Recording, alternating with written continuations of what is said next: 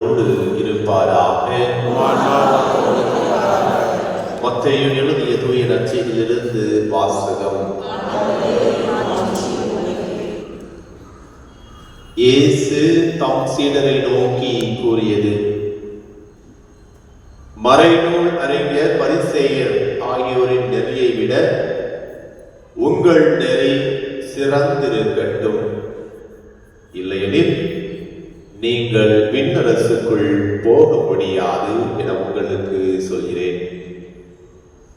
கொலை செய்யாதே, கொலை செய்கிறவர் எவரும் தண்டனை தீர்ப்புக்கு ஆளாவர் என்று முற்காலத்தவருக்கு கூறப்பட்டிருப்பதை கேள்விப்பட்டிருப்பீர்கள். நான் உங்களுக்கு சொல்கிறேன், தம் சகோதரர் சகோதரிகளிடம் சினம் கொள்கிறவர் தண்டனை தீர்ப்புக்கு ஆளாவார். தம் சகோதரியையோ சகோதரரையோ முட்டாளே என்பவர் தலைமை சங்க தீர்ப்புக்கு ஆளாவார். அறிவிலியே என்பவர் எரி நரகத்துக்கு ஆளாவார்.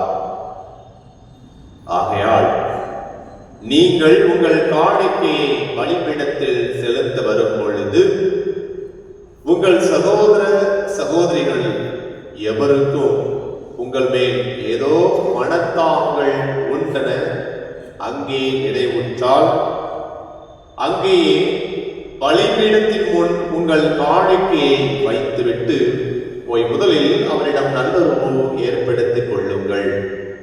பின்பு வந்து உங்கள் காணிக்கையை செலுத்துங்கள்.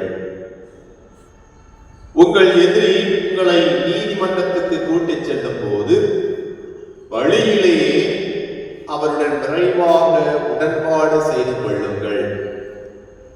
இல்லையே உங்கள் எதிரி நடுவரிடம் உங்களை ஒப்படைப்பார். நடுவர் காவலரிடம் ஒப்படைக்க நீங்கள் சிறையில் அடைக்கப்படுவீர்கள். கடைசி காசு வரை திருப்பி செலுத்தாமல் அங்கிருந்து வெளியேற மாட்டீர்கள் என உறுதியாக உங்களுக்கு சொல்கிறேன்.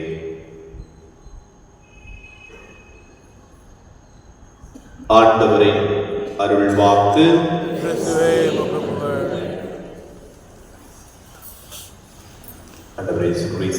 மிகவும் பிரியமுள்ள சகோதர சகோதரிகளே,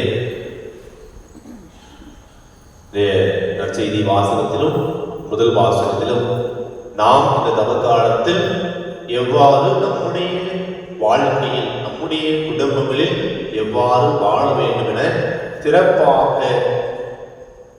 இறைவன் முதல் வாசகத்தின் வழியாகவும் ஆண்டவர் இயேசு கிறிஸ்து நற்செய்தி வாசகத்தின் வழியாகவும் திருப்பாடல் ஆசிரியர் மூலமாகவும் நமக்கு கற்றுக் கொடுத்திருக்கின்றார்.